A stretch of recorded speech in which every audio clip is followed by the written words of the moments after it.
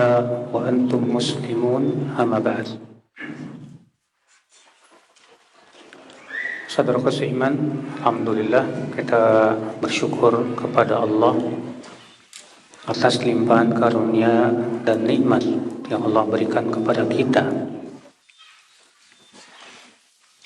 Pada kesempatan pagi hari ini, insyaallah kita akan membahas tentang fikih hati. Kenapa saya membahas atau memilih judul ini, Pak? Fikih hati. Karena hati itu raja. Badan kita tergantung kepada hati. Kalau hati kita baik, badan kita baik. Kalau hati kita buruk, badan kita pun buruk. Ditunjukkan oleh hadis Nabi sallallahu alaihi wasallam, "Ala wa inna fil jasadi mudghah." Ketahuilah, di dalam tubuh kita, jasad kita ini ada segumpal darah. Idza saluhat, apabila segumpal darah itu baik, saluhal jasadu kullu, maka akan baik semua badan. Jasad baik. Wa idza fasadat, fasadal jasadu kullu. Dan apabila segumpal darah ini buruk, maka akan buruk pula semua tubuh kita. Ala wahyul qalb. Ketahuilah bahwa hati itu adalah qalb. Segumpal darah itu adalah qalb, hati. Saudara seiman rahimani wa rahimakumullah jami'an. Dalam hadis ini menunjukkan, Pak, bahwa anggota badan kita ini ditentukan baik buruknya oleh apa? Hati. Maka dari itu tidak bisa kalau ada orang berkata begini, yang penting hati saya baik. Kita katakan betul, yang penting hatimu baik. Tapi ingat, ketika hati itu baik, badan pun akan baik. Perbuatan kita pun akan baik. Amal kita pun jadi soleh. Mungkin tidak tukang maling tapi hatinya baik, nggak mungkin. Orang yang maling itu menunjukkan hatinya buruk. Ada orang berkata, saya walaupun tidak pakai jilbab, tapi hati saya dijilbabi. Mungkinkah, Pak, wanita yang tidak pakai jilbab, hatinya itu baik, ya, dijilbabi dengan iman? Tidak mungkin. Kecuali kalau dijilbabi dengan apa? Dengan maksiat, dengan kufur, mungkin. Maka dari itu, saudaraku seiman, ketika hati kita baik, maka akan terlihat, Pak, keinginan kita jadi baik. Keinginan kita selalu kepada yang baik-baik. Kenapa? Karena hati kita baik. Ketika hati kita baik, maka pikiran kita pun selalu memikirkan hal-hal yang positif. Bukan memikirkan hal-hal yang negatif. Ketika antum pikirannya hanya sebatas syahwat, mikirin syahwat saja, mikirin awewe aja, itu menunjukkan hatinya sedang sakit. Hatinya sedang apa? Sedang sakit, saudaraku seiman rahimani wa rahimakumullah jami'an. Maka dari itulah, Pak, hati yang bersih, yang bagus, yang baik, itu pasti berpengaruh kepada amal ibadah. Sangat berpengaruh kepada amal apa? Ibadah. Di antara hikmah, Rasulullah SAW sebelum di-Isra Mi'rajkan itu dibelek dulu dadanya. Sebelum di-Isra Mi'rajkan dibelek dulu apa? Dadanya. Di antara hikmahnya kenapa? Karena beliau akan menghadap Allah. Untuk menghadap Allah membutuhkan kebersihan hati. Demikian pula, kalau kita mau ibadah, misalnya sholat, butuh kepada apa? Kebersihan hati, saudara. Orang yang hatinya tidak bersih, terus dia mau ibadah, pasti ibadahnya akan rusak. Pertama, keikhlasannya rusak. Kenapa? Karena hatinya ternyata kotor dengan ria. Hatinya mengharapkan pujian manusia. Kira-kira ibadahnya diterima tidak, Pak? Tidak. Ketika dia sholat, kalaupun dia ikhlas, alhamdulillah ikhlas, biasanya hatinya tidak bisa khusyuk dalam sholat. Ada orang sholat, tapi pikirannya entah kemana. Kenapa demikian, Pak? Yaitu karena hatinya kurang bersih dia. Orang yang baca Quran, kalau hatinya tidak bersih, dia pertama, yang dia pikirkan bagaimana saya segera selesai baca Quran. Bukan bagaimana saya bisa mentadaburi Al-Quran. Sehingga pada waktu itu apa, Pak? Dia tidak merasakan kenikmatan ketika membaca Al-Quran. Kenapa? Hatinya tidak bersih. Makanya kata Utsman bin Affan, "Lau safat qulubukum ma syabi'tum min kalamillah." Kalaulah hati kalian itu bersih, kalian tidak akan kenyang dari membaca Al-Quran. Ya, saudaraku seiman, rahimani wa rahimakumullah jami'an. Hati yang kotor akan sangat berpengaruh dalam muamalah. Orang kalau hatinya kotor, Pak, dalam muamalah terkadang nggak jujur. Niatnya sudah nggak baik. Makanya ada ikhwan walaupun bejenggot tapi hatinya nggak bersih. Ketika bermuamalah nggak amanah. Minjem duit pasti tagih, susah banget bayarnya. Ada nggak kayak gitu, Pak? Hah?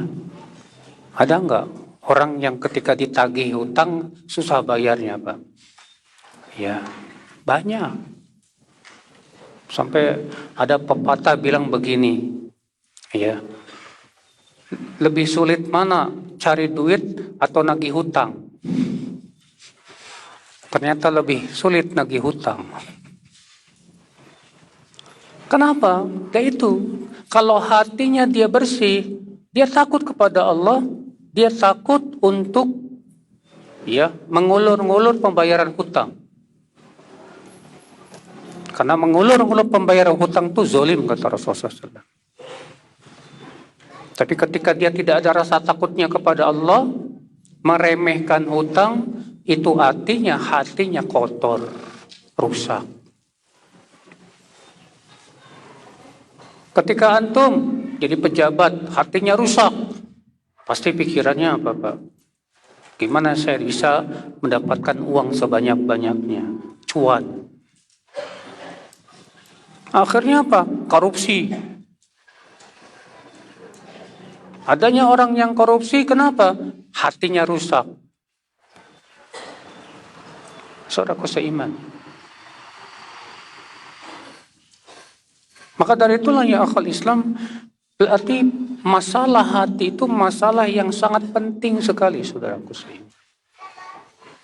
Makanya keselamatan kita di akhirat tergantung dengan keselamatan hati kita.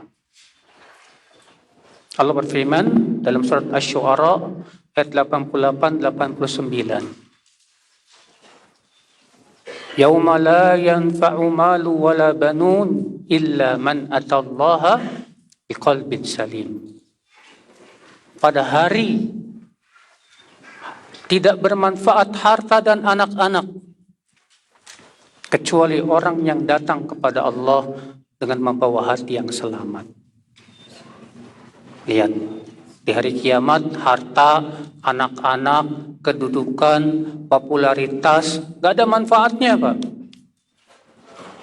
Yang bermanfaat apa pada hari kiamat, kata Allah? Yaitu hati yang selamat. Selamat dari apa? Dari berbagai macam kotorannya, dari berbagai macam penyakitnya, saudaraku seiman. Maka dari itu, saudaraku seiman, berarti kita penting sekali. Penting pertama mengenal hakikat hati.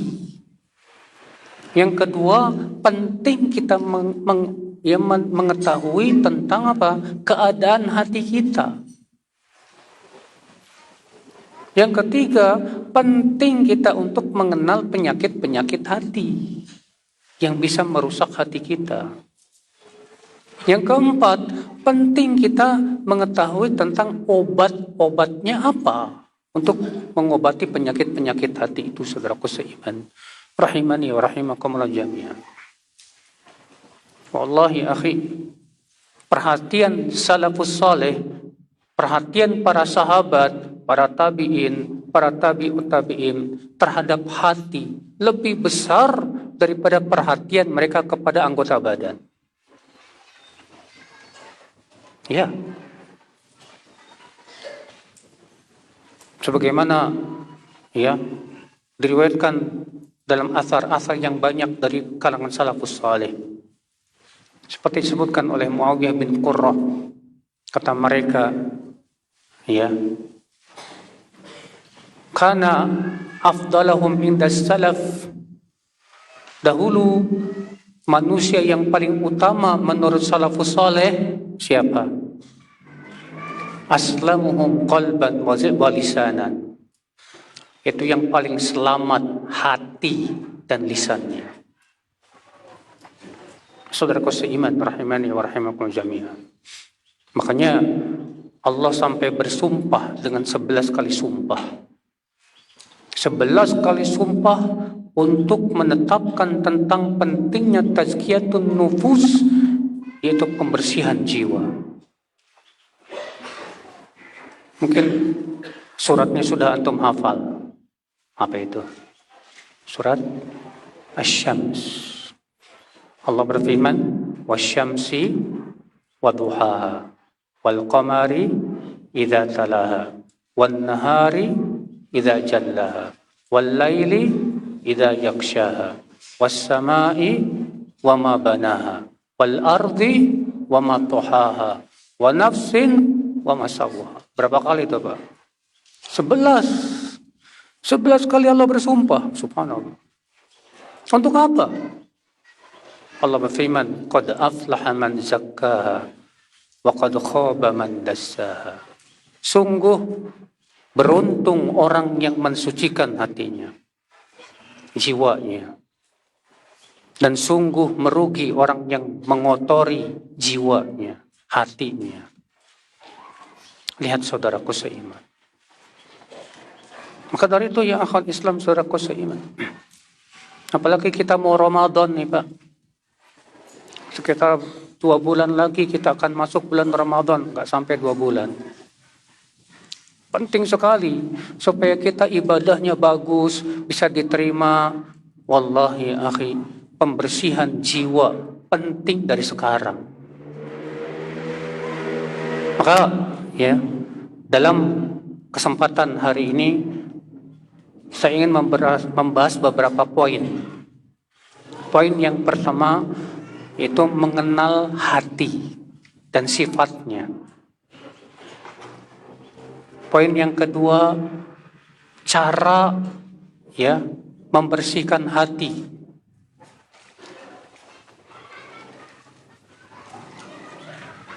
Dua poin ini penting sekali untuk dibahas, nanti akan bercabang padanya poin-poin yang lainnya.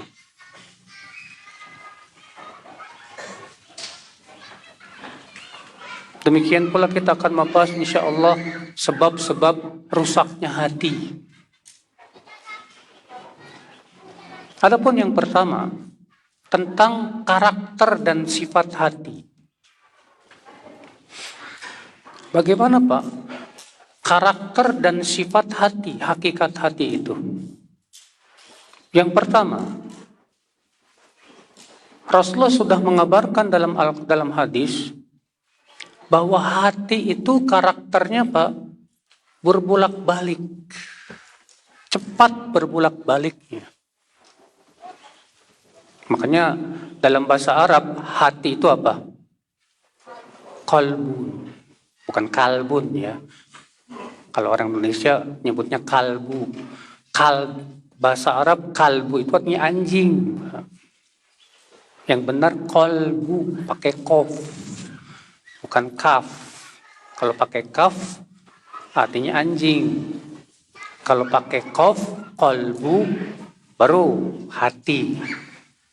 Jadi jangan salah mengucapkan ya Pak ya. Ya. Jadi yang benar apa? Qalbu. Nah, qalbu itu dalam bahasa Arab asalnya dari apa? Qalaba yaqlibu. Artinya berbalik. Makanya sifat hati dan karakter hati itu mudah berbolak-balik. Kata Al-Hasan Al-Basri, "Lahu asyaddu taqalluban min waraqah." Ya. Sungguh hati itu lebih mudah berbolak-baliknya dibandingkan daun yang tertiup angin. Mudah sekali. Makanya Rasulullah SAW bersabda, "Inna quluba bani Adam baina usbu'aini min asabi'ir rahman yuqallibuha kaifa yasha." Sesungguhnya hati anak Adam itu berada di antara dua jari jemari Allah.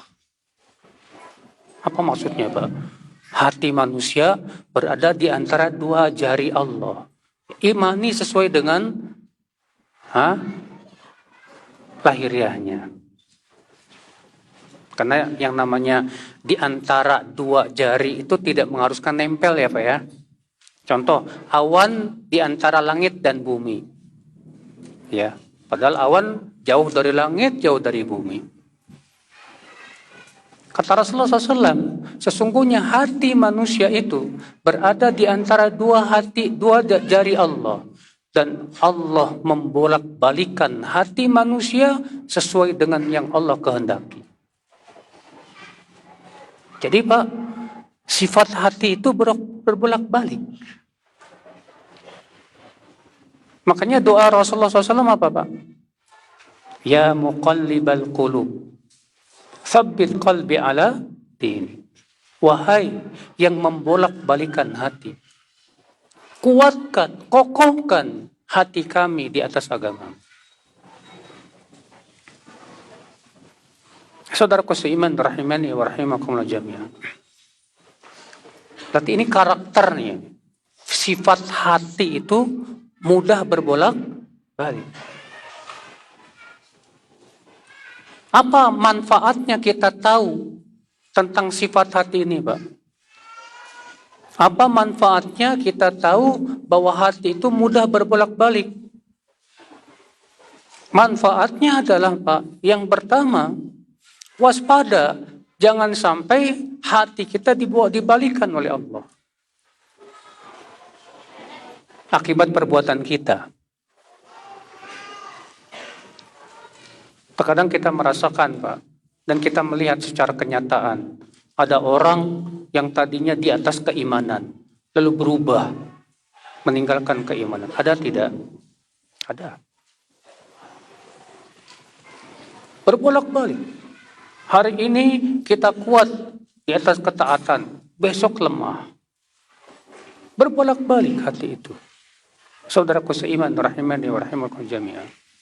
Dan yang kita khawatirkan itu adalah ketika hati kita dibalikan oleh Allah, yang tadinya mencintai iman malah sekarang tidak lagi.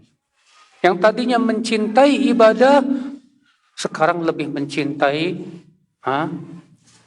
main game dan yang lain.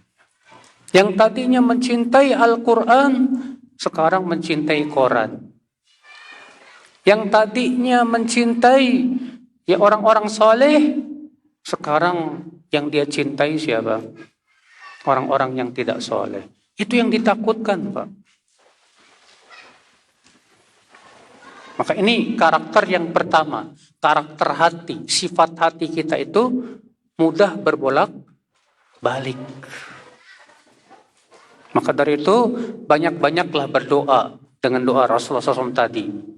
Ya muqallibal qulub, tsabbit qalbi ala dinik. Wahai yang membolak-balikan hati, kokohkan, kuatkan hatiku di atas agamamu ya Allah. Ini doa penting banget, terutama di zaman sekarang, Pak. Zaman sekarang ini syubhat merajalela, Pak. Sampai saya melihat ada seorang pemuda terkena syubhat pemikiran ateis. Muslim dia, Pak. Tapi terkena pemikiran ateis, akhirnya sampai dia nggak yakin adanya Allah Subhanahu wa Ta'ala. Ada mahasiswa sekolah di jurusan filsafat.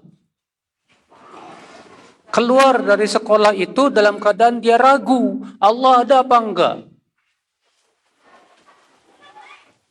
Ada seorang pemuda yang iseng-iseng membaca artikel-artikel yang yang berbau liberal.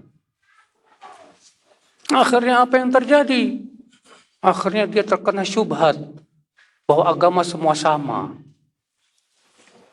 Bahwa Islam itu bukan satu-satunya agama yang dicintai oleh Allah dan diridhai oleh Allah.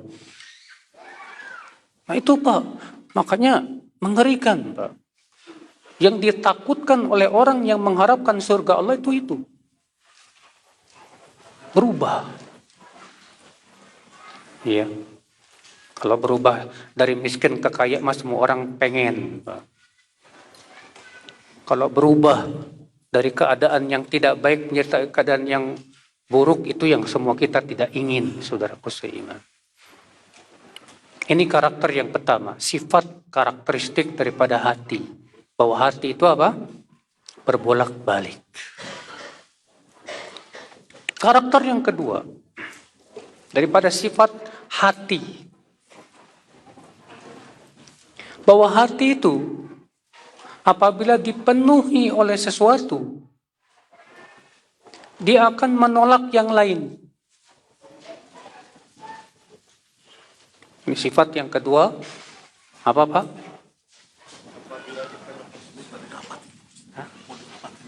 Oh iya, Pak. Dirapatkan katanya, Pak. Berdiri dulu aja. Berdiri aja. Coba.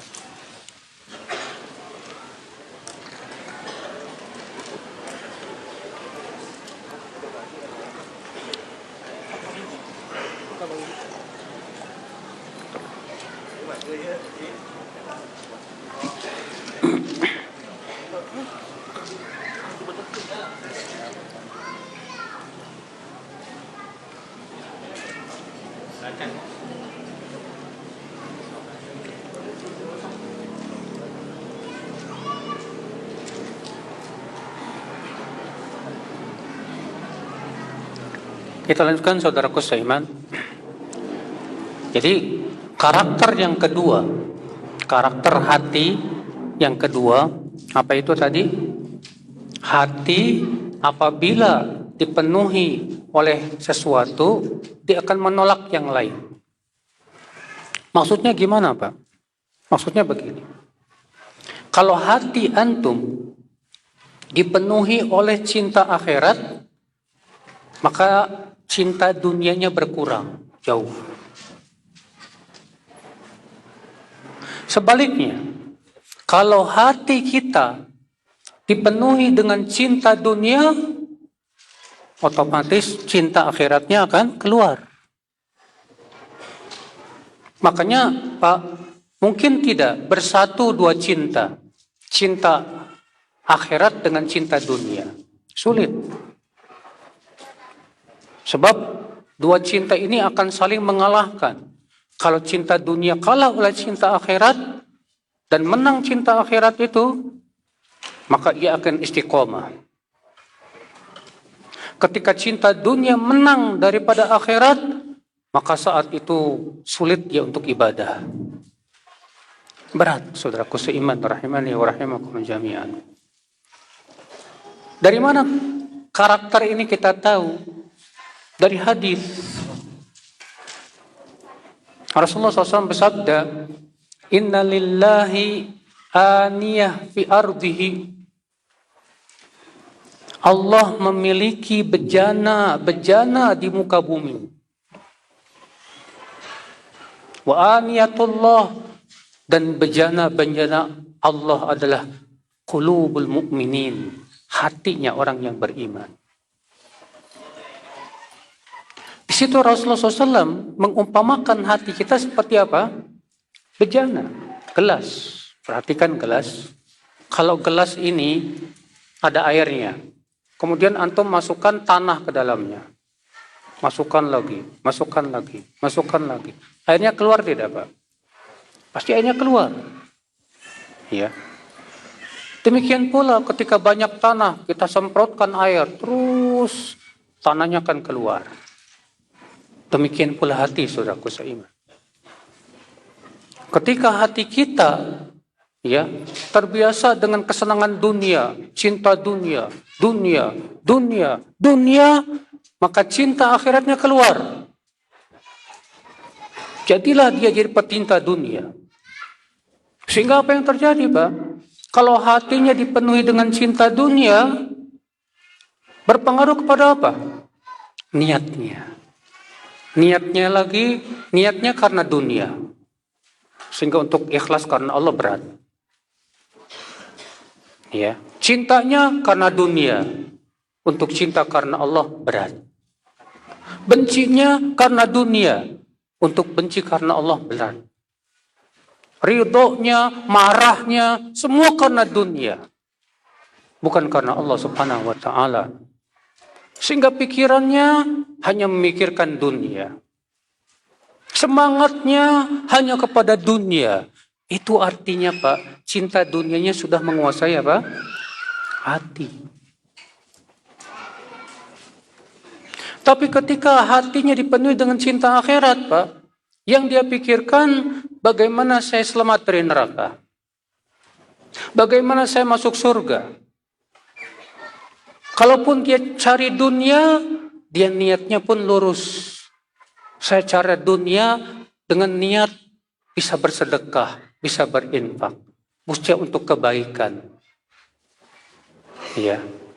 Kenapa? Hatinya dipenuhi cinta akhirat. Kalau dia cinta kepada seseorang, cintanya pun karena Allah.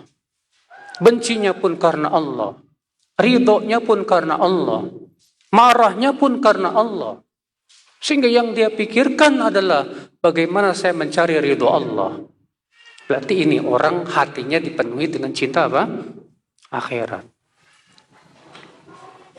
Mungkin enggak ada orang berkata begini, ya jangan akhirat terus dong. Dunia sama akhirat harus seimbang. Ucapan ini hanya teori. Dalam praktek enggak bisa. Iya, ucapan ini hanya teori, secara praktek sulit. Siapa di antara kita yang bisa mempraktekkan ucapan orang yang mengatakan seimbang dunia akhirat? Bisa? Ada yang bisa? Sulit, Pak. Antum cari duit berapa jam? 8 jam. Oke. Kalau atas perkataan antum seimbang, cari duit 8 jam, cari akhirat 8 jam. Bisa? Bisa nggak? Ternyata tidak bisa. Hatta orang yang ngomong, yang selalu berkata, ya 50-50, seimbang dunia akhirat, dalam kehidupan seharinya nggak seimbang. Nggak seimbang. Beda dengan orang yang mengharapkan akhirat, di hatinya akhirat. Ya, dari awal semenjak dia bangun tidur, sampai hidupnya, sampai sorenya, semua yang dia pikirkan akhirat. Sampai dia pergi kerja, cari duit pun, tujuannya ingin mendapatkan kehidupan akhirat. Ridho Allah subhanahu wa ta'ala. Sampai dia makan pun, niatnya karena mengharapkan wajah Allah semata. Sehingga semua aktivitasnya jadi pahala. Olahraganya pun, niatnya karena Allah subhanahu wa ta'ala. Dia ingin bisa sehat. Sehingga akhwat Islam, orang kalau hatinya ya betul-betul dipenuhi cinta akhirat, yang dia pikirkan bagaimana aktivitas saya bernilai pahala. Kalau orang barat punya moto apa, Pak? The time is money. Waktu itu cuan. Kalau orang beriman tidak. Orang beriman punya moto, waktu itu pahala. Saya ingin semua perbuatan saya bernilai pahala di sisi Allah Subhanahu wa ta'ala. Sampai makan saya berpahala. Ya, saya olahraga bisa berpahala. Saya cari duit dapat pahala. Disitulah ya akhwal Islam. Kalau hatinya memang betul-betul mencari apa? Akhirat. Dan pengaruhnya dahsyat, Pak. Ketika hati dipenuhi dengan cinta akhirat, dia akan qanaah. Dikasih sama Allah sedikit, alhamdulillah, qanaah. Zuhud dalam kehidupan dunia, tidak ngarap-ngarap yang yang enggak. Sedangkan orang yang hatinya dipenuhi cinta dunia, tidak pernah puas. Udah dikasih sama Allah 1 lembah harta, pengen 2 lembah. Dikasih 2, pengen 3 lembah. Dikasih 3, terus tidak ada yang memuaskan dia kecuali tanah, kata Rasulullah SAW. Saudaraku seiman, rahimani wa rahimakumullah jami'an. Makanya dari itu ya akhi, ya. Jadi ini karakter yang kedua, Pak. Karakter hati yang kedua, bahwa hati itu kalau dipenuhi oleh sesuatu, dia akan menolak yang lain. Makanya kata Ibnu Qayyim ketika membahas tentang masalah cinta nyanyian, cinta apa? Nyanyian. Kata beliau apa? Tidak mungkin bertemu 2 cinta dalam hati seorang mukmin. Cinta Al-Quran dan cinta nyanyian. Gak mungkin. Orang yang hatinya dipenuhi cinta nyanyian, dia tidak akan suka Al-Quran. Lihat sama antum, para penyanyi-penyanyi itu, Pak. Apakah mereka suka baca Quran? Kalaupun ada yang baca, tidak merasakan kenikmatan. Tidak nikmat mereka. Dicabut oleh Allah kenikmatannya. Sebaliknya, orang yang hatinya dipenuhi cinta Al-Quran, dia tidak akan cinta nyanyian. Gak suka. Maka dari itulah yang akhwat Islam saudaraku seiman rahimani wa rahimakumullah jami'an. Nah ini akhi, yang kita pikirkan adalah selama ini hati kita dipenuhi oleh cinta apa? Oleh apa? Coba ya antum rasakan. Ketika antum ya kita nih ya sibuk ngeliatin HP. Apa yang dilihatin? Facebooknya, Instagramnya, TikToknya, apalagi YouTube-nya. Setelah antum asyik dengan HP, coba antum tutup HP-nya, ambil Al-Quran, baca sama antum Al-Quran, saya jamin gak sampai 5 menit ditutup tuh Al-Quran. Silakan. Kenapa? Karena kita merasakan nikmat dengan HP.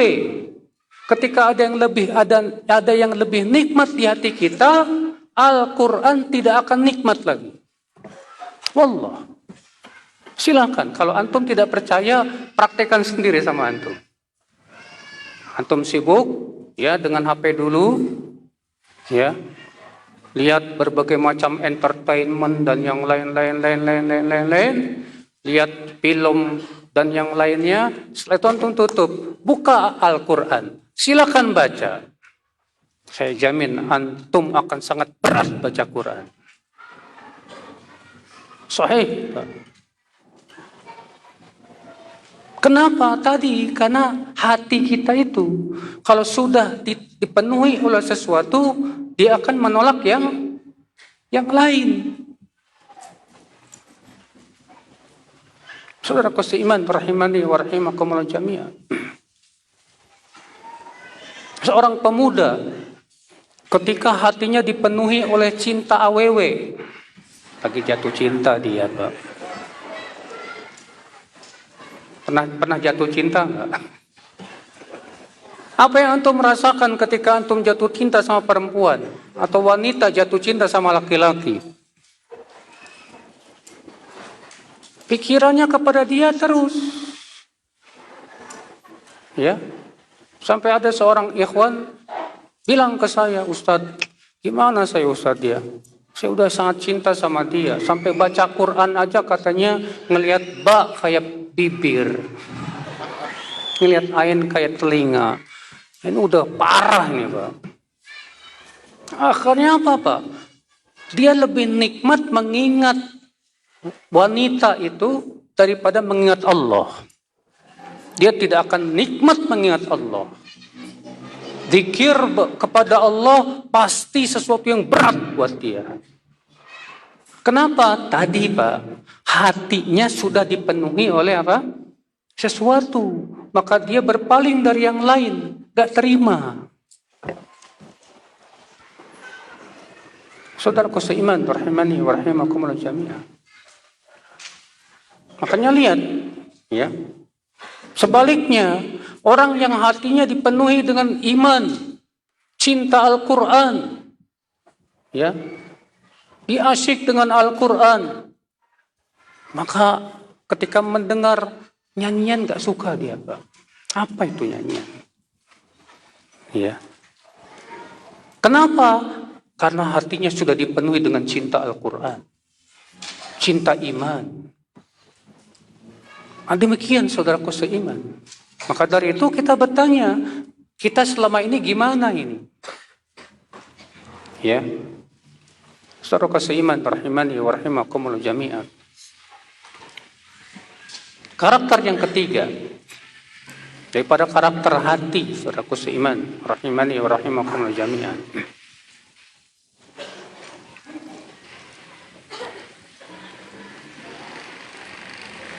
Bahwa hati itu seperti badan. Ada yang sehat, ada yang sakit, dan ada yang mati.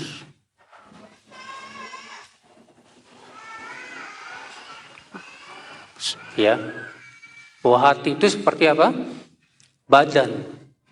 Ada yang sehat, ada yang sakit, ada yang apa?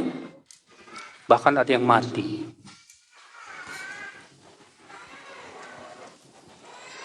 Dan kesehatan hati mirip dengan sehatnya badan. Sakitnya hati mirip dengan sakitnya apa? Badan. Antum ketika sehat, ya, enak tidak bergerak, Pak? Mau ngapa-ngapain enak, olahraga enak, ngapain enak, tidur juga pulas, makan enak, ya tidak? Sehat badannya. Tapi ketika antum sakit badannya, kira-kira enak nggak makan, Pak? Nggak enak. Makan kerasa pahit.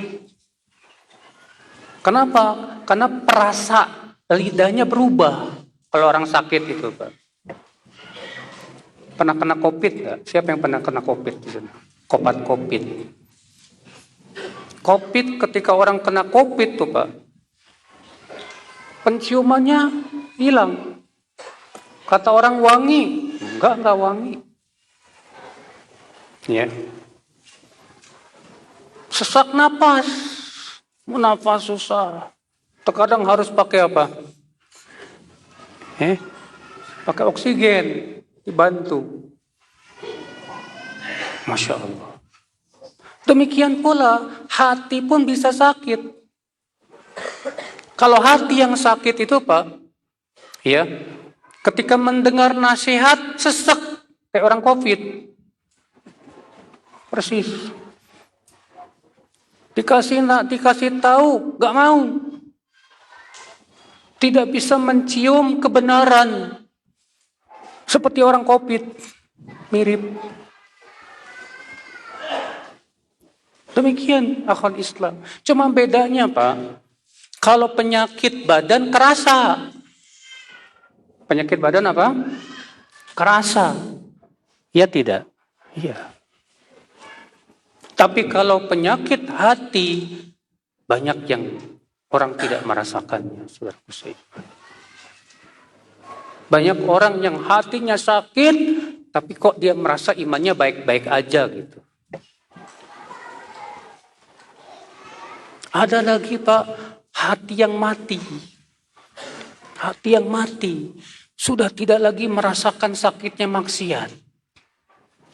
Kalau antum masih merasakan sakitnya maksiat, berarti antum masih sehat. Kayak badan. Kalau antum lagi sehat ya, terus kena pilek. Kena pilek, kena flu. Rasanya gimana Pak? Kepala pusing, demam, gak enak badan. Kenapa? Karena tadinya sehat. Demikian pula, kalau hati kita sehat, saat ada penyakit hati masuk, kita akan merasakan Pak, gak enak.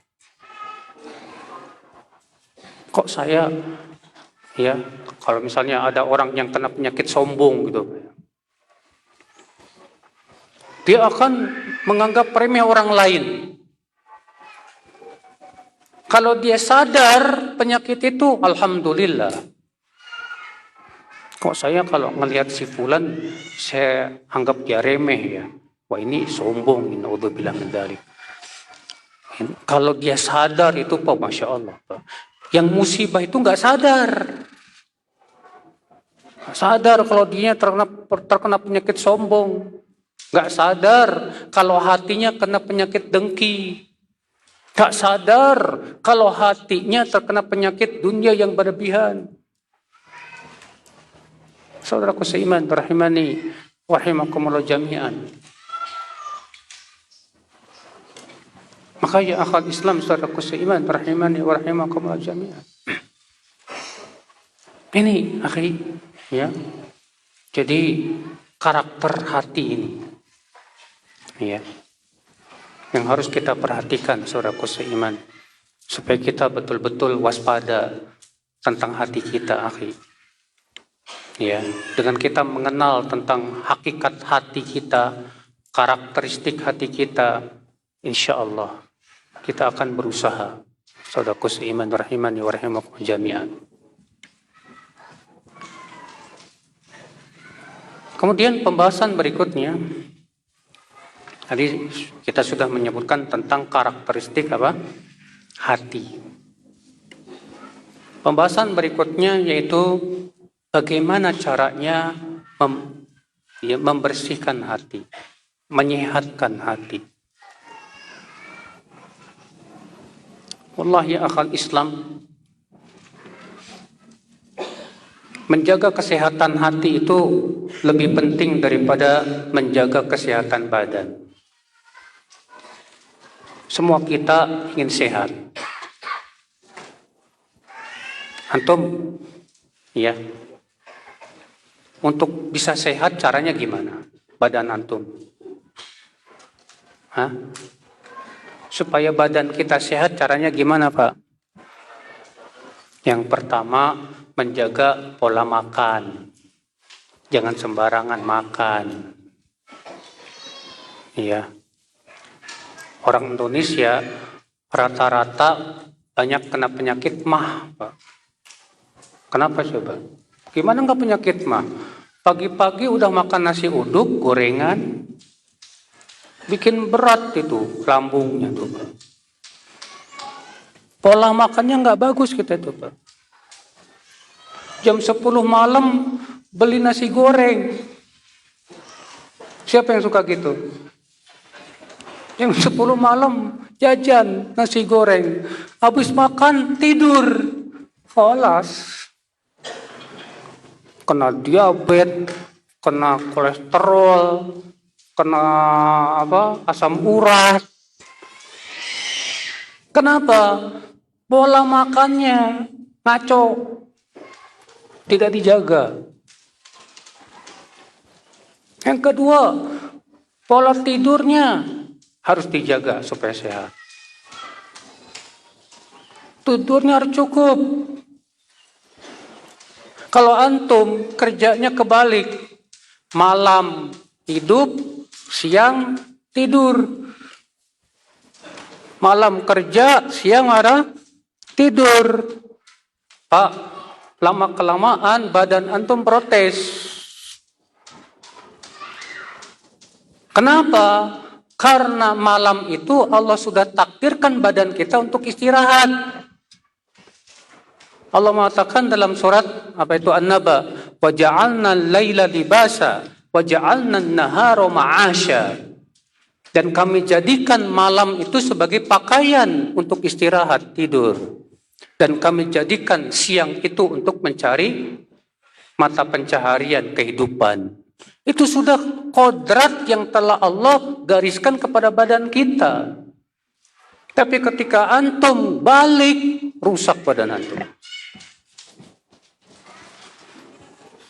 Makanya Rasulullah SAW lihat pola tidurnya bagus. Kata Aisyah, Rasulullah SAW tidur awal malam, bangun sepertiga malam, tidur lagi seperenam malam. Rasulullah menganjurkan kita untuk qailulah. Apa qailulah itu? Tidur siang. Kata Rasulullah, tidur sianglah qilu, fa inna syaitan la yaqil. Karena setan itu tidak tidur siang. Berarti kalau kita tidak tidur siang kayak siapa, Pak?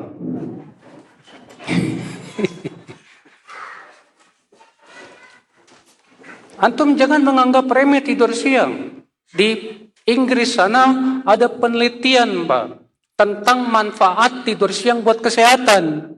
Ternyata tidur siang itu banyak banget manfaatnya buat kesehatan. Di antaranya memperpanjang umur. Ya. Bikin awet muda dan yang lainnya. Silakan baca sendiri, cari di Google tuh. Di Mbak Google ada. Saudaraku seiman rahimani wa rahimakumullah jami'an. Demikian pula, Pak, supaya kita sehat badan kita apa? Kita butuh olahraga. Butuh olahraga tidak? Butuh olahraga. Jangan mengkonsumsi yang hal-hal makanan yang tidak sehat. Makanya Ibnu Qayyim menyebutkan dalam kitab Ighathatul Lahfan bahwa poros kesehatan badan itu 3. Ini kata Ibnu Qayyim ya. Poros kesehatan badan itu 3.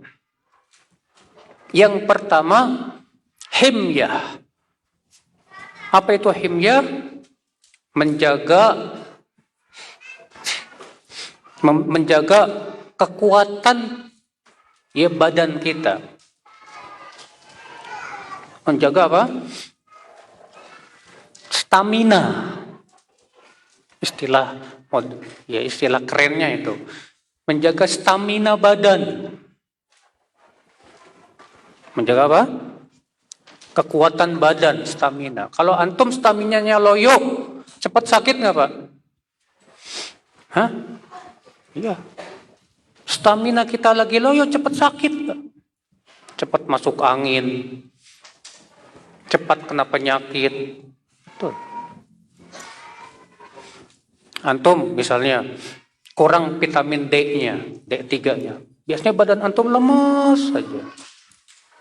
Atau antum kurang kurang kalsiumnya, Pak, atau kurang vitamin-vitamin, itu penyakit masuk tuh mudah banget, Pak. Makanya, Pak, dalam Islam kita pun dianjurkan untuk menjaga stamina badan. Contohnya apa? Allah mengizinkan orang yang sakit tidak puasa. Orang yang sakit diizinkan tidak puasa. Kenapa? Kata para ulama, menjaga stamina badan. Ketika safar bepergian jauh, diizinkan tidak puasa.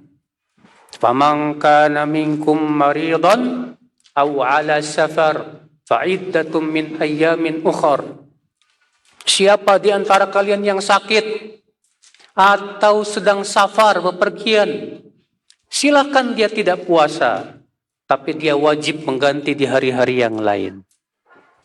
Kenapa, Pak? Karena ketika sedang sakit, badan kita sibuk melawan apa? Penyakit, butuh nutrisi. Maka diizinkan kita tidak puasa.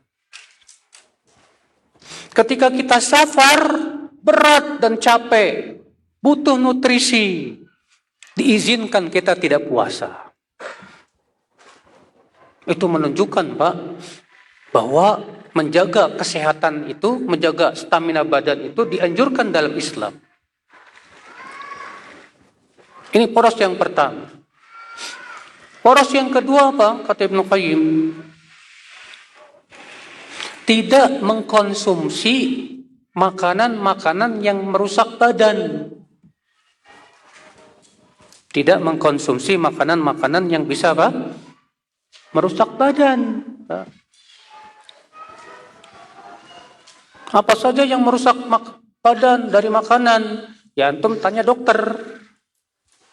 Dok, kira-kira kalau makanan gorengan terus badan kita rusak nggak tuh? Ada dokter nggak di sini? Ada nggak di sini dokter?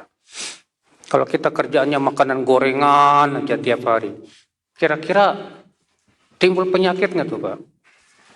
Yang saya tahu dari para ahli kesehatan, iya, gorengan sangat tidak bagus.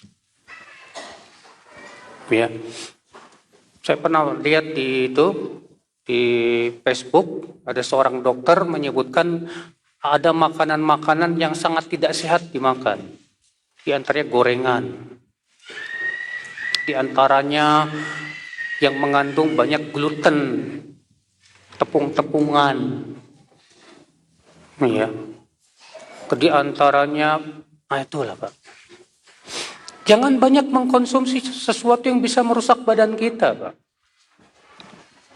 Yang ketiga, poros kesehatan apa kata Ibnu Qayyim? Mengeluarkan sesuatu yang bisa merusak badan kita dari badan kita. Istikhraj.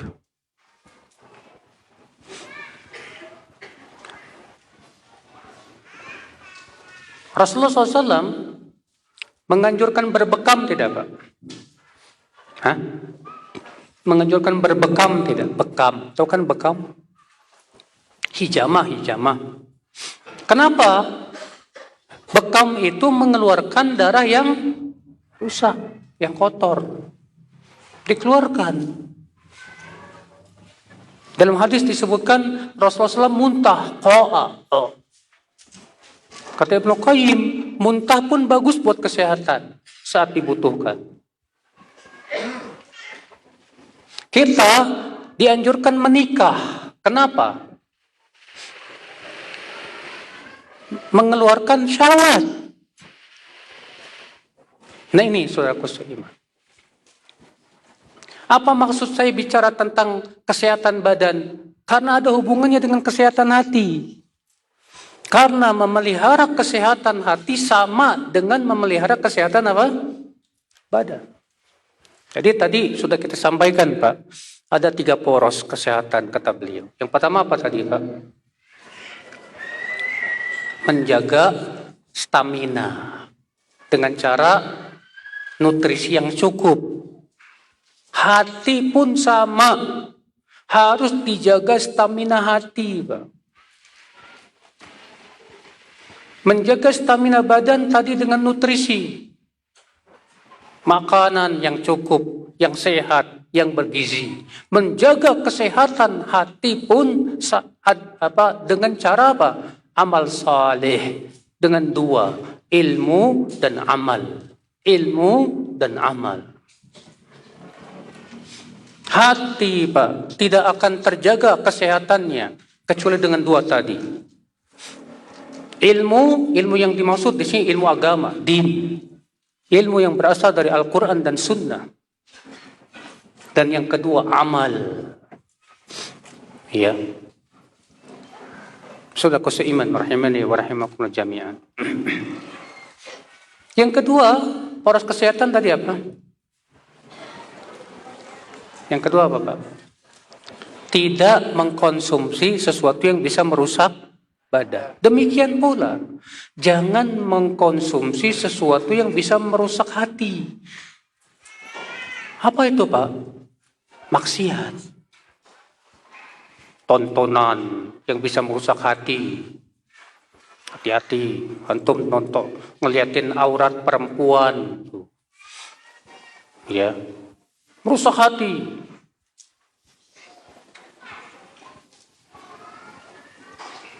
Telinga kita jangan sampai mendengarkan ghibah, mendengarkan sesuatu yang bisa merusak hati, Pak. Lisan kita jangan sampai mengucapkan sesuatu yang bisa merusak hati. Perbuatan kita jauhi maksiat. Dengan cara kita menjauhi maksiat, berarti kita sedang menjaga apa? Stamina hati kita, saudara. Beramal saleh, sholat, puasa, baca Quran, zikir. Berarti kita sedang menjaga stamina hati kita, saudaraku seiman, rahimani wa rahimakumullah jami'ah. Makanya lihat, Pak, orang yang suka berbuat maksiat hatinya merana, Pak. Orang yang suka berbuat maksiat hatinya semakin lemah, Pak. Tidak diberikan oleh Allah kenikmatan yang hakiki, kebahagiaan yang hakiki. Dia terkungkung oleh syahwat, terkungkung oleh hawa nafsu. Ya. Lemah dia untuk kepada ketaatan. Akhul Islam saudaraku seiman rahimani wa rahimakumullah jami'an. Antum ketika sedang berjalan menuju sebuah tujuan, tapi antum harus membawa beban yang sangat berat. Kira-kira sampai nggak ke tujuan, Pak? Susah. Bebannya terlalu berat. Tersiok-siok antum jalannya. Demikian pula hati ketika diberatkan oleh maksiat, perjalanan menuju Allah pun tersiok-siok. Bahkan nggak sampai, berhenti di tengah jalan. Saudaraku seiman rahimani wa rahimakumullah jami'an. Kemudian poros yang ketiga apa tadi, Pak? Mengeluarkan sesuatu yang merusak. Maka kita keluarkan yang merusak dari hati kita itu dosa. Dengan cara apa, Pak? Banyak-banyak istighfar dan taubat. Banyak kita minta ampun kepada Allah. Banyak kita memohon kepada Allah subhanahu wa ta'ala. Saudaraku seiman rahimani wa rahimakumullah jami'an. Makanya Rasulullah SAW menganjurkan kita untuk banyak taubat. Rasul bersabda, ayuhan nas tubu ilallah wastaghfiru. Wahai manusia, bertaubatlah kalian kepada Allah dan minta ampun kepada Allah. Fa inni, karena aku atubu ilallah wa astaghfiruhu fil yaum akthar min 70 marrah. Karena aku setiap harinya bertaubat dan beristighfar itu lebih dari 70 kali. Dalam satu ayat yang lain, fa inni atubu ilallah mi'ata marrah. Aku bertaubat kepada Allah setiap harinya 100 kali. Demikian pula kita banyak istighfar, Pak. Ya, kita ucapkan astagfirullah wa atubu ilaih. Ya. Di waktu pagi kita ucapkan Sayyidul Istighfar. Allahumma anta rabbi, la ilaha illa anta khalaqtani wa ana abduk wa ana ala ahdika wa wa'dika mastata. Di waktu sore pun demikian. Setelah sholat kita istighfar, astagfirullah, astagfirullah, astagfirullah. Demikian pula ketika kita dalam sholat, dalam ruku kita beristighfar. Dalam sujud kita istighfar. Minta ampun kepada Allah Subhanahu wa ta'ala.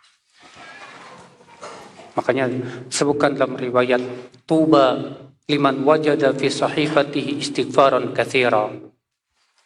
Sungguh bahagia orang yang mendapatkan dalam buku catatan amalnya istighfar yang banyak. Banyak istighfar. Kita ini sangat butuh istighfar. Akhul Islam, saudaraku seiman. Dan istighfar itu bukan hanya menggugurkan dosa, Pak. Dalam Al-Quran, Allah menyebutkan 2 fungsi istighfar selain menggugurkan dosa. Apa itu, Pak? Yang pertama, membuka pintu rezeki. Membuka pintu apa? Rezeki. Allah berfirman, faqultu astaghfiru rabbakum innahu kana ghaffara yursilis samaa'a 'alaikum midrara wa yumdidukum bi amwalin wa banin wa yaj'al lakum jannati wa yaj'al lakum anhar. Aku berkata kepada kaumku, hai kaumku, minta ampun kalian kepada Tuhanmu. Niscaya Allah kirimkan hujan yang lebat kepadamu, dan Allah berikan kepada kalian harta dan anak-anak, dan Allah berikan kepada kalian kebun-kebun dan sungai-sungai yang mengalir. Sehingga kata para ulama, istighfar itu membuka pintu rezeki. Yang kedua, kata Allah apa, Pak? Istighfar itu menahan dan menolak adab. Istighfar itu menahan dan menolak adab.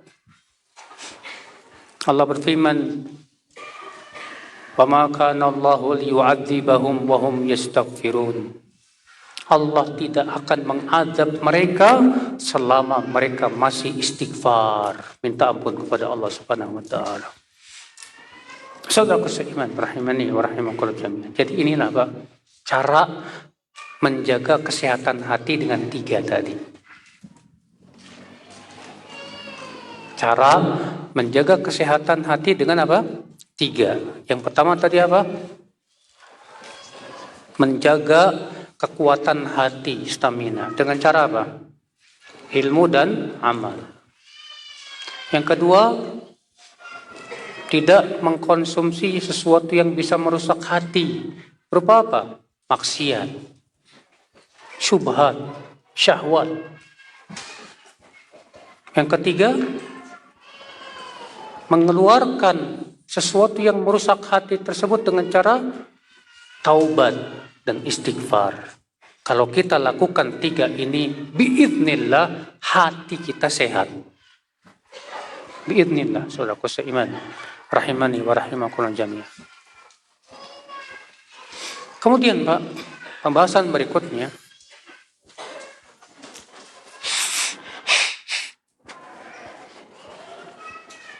yaitu tentang pentingnya mengenal penyakit-penyakit hati. Telah kita sebutkan tadi, Pak, penyakit hati itu lebih berbahaya daripada penyakit badan. Penyakit badan, contohnya apa? Penyakit badan contohnya apa? Banyak, kanker, apalagi apalagi, Pak, banyaklah. Tapi, Pak, penyakit badan buat orang yang beriman tuh menggugurkan dosa. Penyakit badan buat orang yang beriman tuh menggugurkan apa? Dosa, mengangkat derajat. Iya.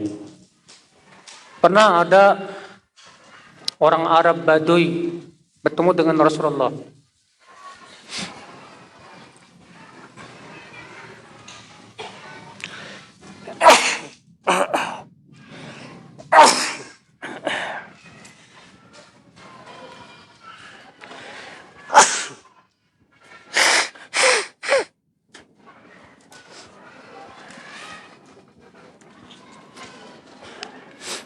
Lalu Rasulullah SAW bertanya kepada orang Arab Badui, pernahkah kamu terkena penyakit sakit kepala? Saya namanya lupa, Ummu apa gitu. Ya. Kata si orang ini apa? Selama hidupku aku tidak pernah sakit ya Rasul. Ketika orang itu pergi, kata Rasulullah apa Pak? Kalau kamu ingin tahu, melihat calon penduduk neraka, lihat kepada orang itu. Maksudnya gimana Pak? Apa berarti orang yang gak pernah sakit calon penduduk neraka? Bukan. Itu hadis khusus untuk orang Arab Badui itu saja Pak. Kenapa kata para sebagian ulama? Karena penyakit buat orang yang beriman tuh seperti sakit kepala dan yang lainnya menggugurkan dosa. Antum sakit gigi menggugurkan dosa. Antum meriang, kena demam menggugurkan dosa. Tapi penyakit hati, waduh, bukan menggugurkan dosa, menambah dosa. Penyakit hati bukan mengangkat derajat, menurunkan derajat. Maka penting Pak, penting sekali kita mengenal penyakit hati. Lalu kita mengenal apa saja penyakit yang ada di hati kita. Akhi, penyakit badan itu bertingkat-tingkat tidak Pak? Ada yang parah, ada yang sedang, ada yang ringan. Demikian pula hati, penyakitnya pun bertingkat-tingkat Pak. Penyakit hati yang paling parah apa Pak? Penyakit ragu kepada Allah. Bahkan kafir kepada Allah. Tidak percaya akan adanya Allah. Tidak percaya kepada Rasulullah. Tidak yakin tentang apa yang Allah kabarkan dalam Al-Quran. Dipenuhi dengan keraguan di hatinya. Wallahi ya akhi, ini musibah yang paling besar ketika seseorang ditimpa penyakit seperti ini. Demikian pula hatinya kena penyakit apa Pak?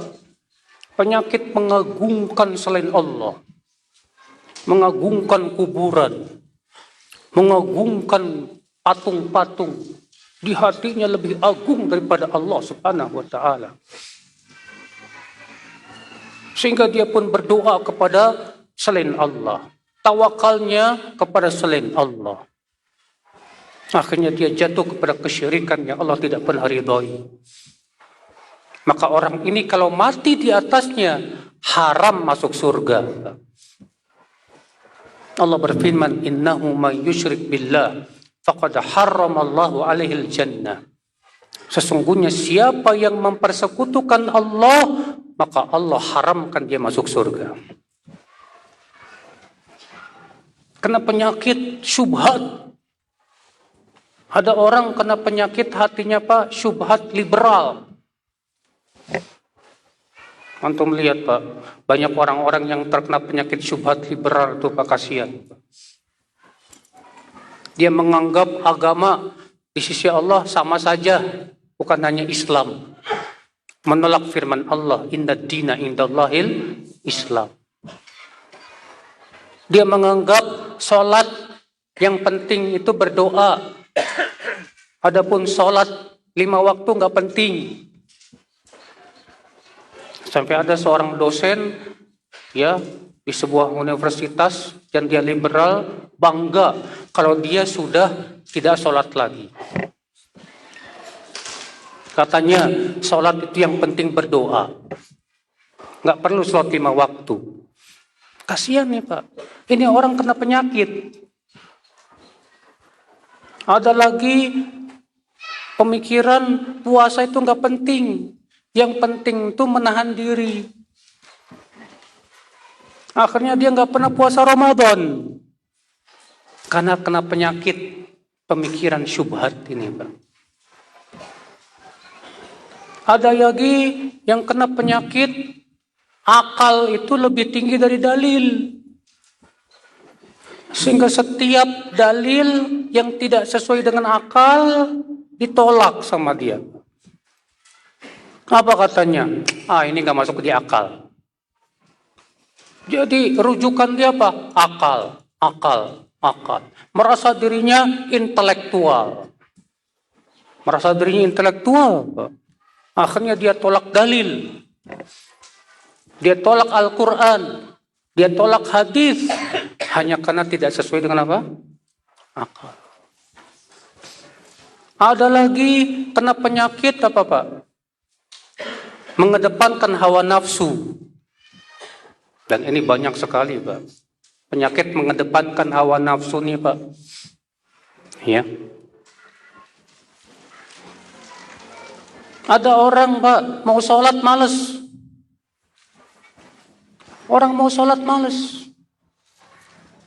Bilangnya apa Pak? Gampang. Nanti saya juga taubat kok sama Allah.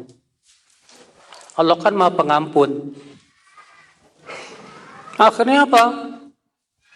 Dia pun kemudian sengaja meninggalkan sholat. Tertipu oleh angan-angan. Ini akal Islam, saudaraku seiman. Tahu itu maksiat. Zina haram, tahu. Tapi dia ngikutin hawa nafsu. Enak Pak. Akhirnya dia pun jatuh kepada zina. Tahu jilbab itu wajib. Tapi dia nggak mau pakai jilbab. Bilangnya apa? Panas Pak. Belum siap saya. Kenapa itu terjadi Pak? Kena penyakit ngikutin hawa nafsu. Ada akhwat pakai jilbab. Tapi modis. Pakai jilbab tapi apa? Modis. Ya, pakai berbagai macam perhiasan, tabaruj, bibirnya dikasih apa? Gincu, pipinya dikasih apa? Bedak, kemerah-merahan, udah kayak ondel-ondel dah Pak. Keluar, biar kelihatan dirinya cantik. Ini kena penyakit apa Pak? Penyakit syahwat. Kena penyakit syahwat, saudaraku seiman. Rahimani wa rahimakumullah jami'an. Ada laki-laki ketika sendirian senang melihatin aurat perempuan di media sosial sana, di YouTube sana. Kena penyakit apa Pak? Syahwat. Musibah. Ada penuntut ilmu, udah hafal Quran, tapi rupanya kena penyakit ujub. Merasa bangga diri, merasa dirinya hebat, sudah hafal Quran, sudah hafal hadis. Kena penyakit ujub itu Pak. Ada orang sudah lama ngaji, kena penyakit sombong. Ngelihat orang yang baru ngaji, diremehkan. Saya udah 20 tahun ngaji, dia baru setahun. Ini junior saya ini. Merasa dirinya lebih senior. Kena penyakit sombong. Banyak tidak Pak seperti ini. Ada orang ibadah,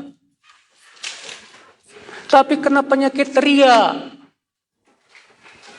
Saat ibadah, ngapain Pak? Update status.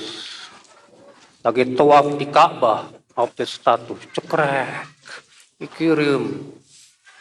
Biar orang tahu kalau dia lagi tawaf, lagi umroh. Ya akhi, ini semua penyakit akhi. Wallahi itu penyakit akhi.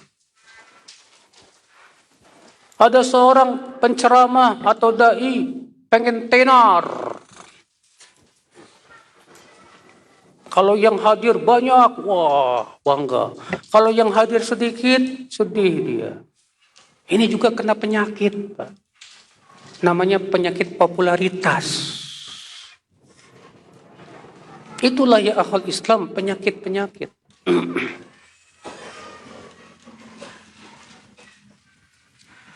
Ini akhul Islam, saudaraku seiman, rahimani wa rahimakumullah jami'an.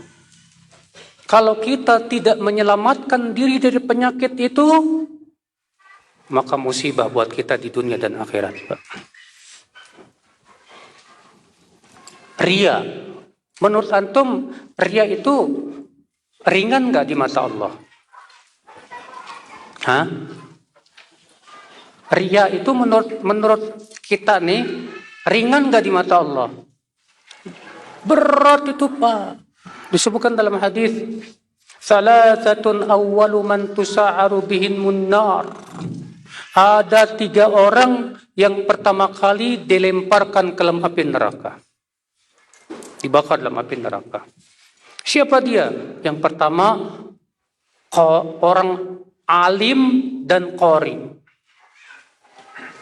Yang kedua, orang yang mati syahid. Yang ketiga, orang yang dermawan, yang suka berinfak. Dibawalah orang alim dan qori itu, lalu ditanya oleh Allah, apa amalmu? Dia berkata, ya Allah, waktu di dunia aku menuntut ilmu dan mengajarkan ilmu, dan aku baca Quran karena Engkau, ya Allah. Apa kata Allah, Pak? Kadzabta, kamu dusta. Kamu dulu menuntut ilmu hanya yang disebut ulama. Kamu dulu baca Quran hanya yang disebut qari, dan kamu sudah mendapatkan predikat itu.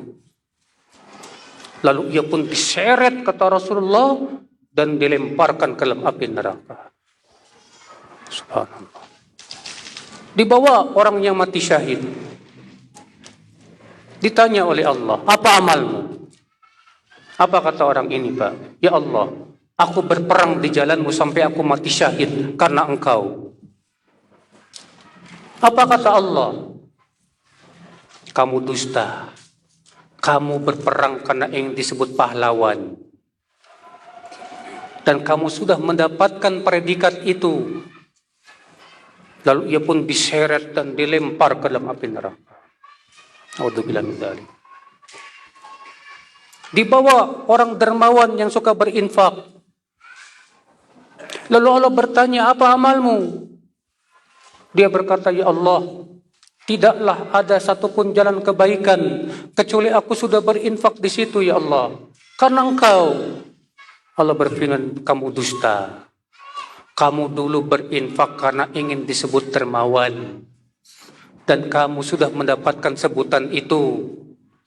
Lalu ia diseret dan dilemparkan ke dalam api neraka. Ngeri, Pak. Gara-gara kena penyakit apa? Ria. Nggak ikhlas. Akhi, hati-hati. Ya.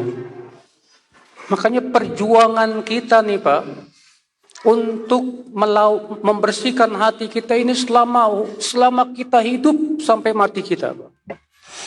Selalu kita periksa hati terus, Pak. Ada nggak penyakit hati di hati kita? Terkadang, Pak, ketika kita melihat teman kita diberikan kelebihan, hati kita panas. Ini namanya penyakit apa, Pak? Dengki, hasad. Nggak suka ketika melihat teman kita diberikan apa? Kelebihan oleh Allah. Kena penyakit hasad tuh. Ya. Sampai ada orang saking parah hasadnya, dia berusaha untuk menghancurkan kenikmatan orang tersebut dengan berbagai macam cara. Saking hasadnya, saudaraku seiman, rahimani wa rahimakumullah jami'an. Coba apa? Pahami betul tentang hakikat penyakit itu. Apa ciri-ciri penyakit itu? Kayak antum dokter. Ciri penyakit diabetes apa? Harus tahu. Kalau kita ini kena diabetes, ya kan? Dokter harus paham itu. Ya, oh cirinya begini. Setelah tahu ciri-cirinya, wah kamu kena penyakit ini. Sama dengan kita juga. Kita selalu merasa diri kita yang paling baik dan paling hebat. Itu indikasi kalau kita kena penyakit sombong, Pak. Kita selalu pengen dihormatin orang. Ingin diakui jasa-jasa kita. Ingin diakui kelebihan ilmu kita. Itu kita sedang kena penyakit tidak ikhlas, Pak. Makanya di sini penting, akhi, mengenal penyakit hati itu penting banget, saudaraku seiman rahimani wa rahimakum jami'an. Sebab ketika kita tahu penyakitnya, di situ kita akan cari obatnya. Sebab kalau obatnya salah, bukan sembuh penyakitnya, Pak. Antum kena COVID, dikasih obat malaria, sembuh nggak COVID-nya, Pak? Ya enggak lah. Antum kena diabetes, dikasih penyakit obat asam urat, sembuh nggak diabetesnya, Pak? Ya enggak lah. Antum kena TBC, dikasih sama dokter obat demam berdarah, kira-kira sembuh nggak, Pak, obatnya, Pak?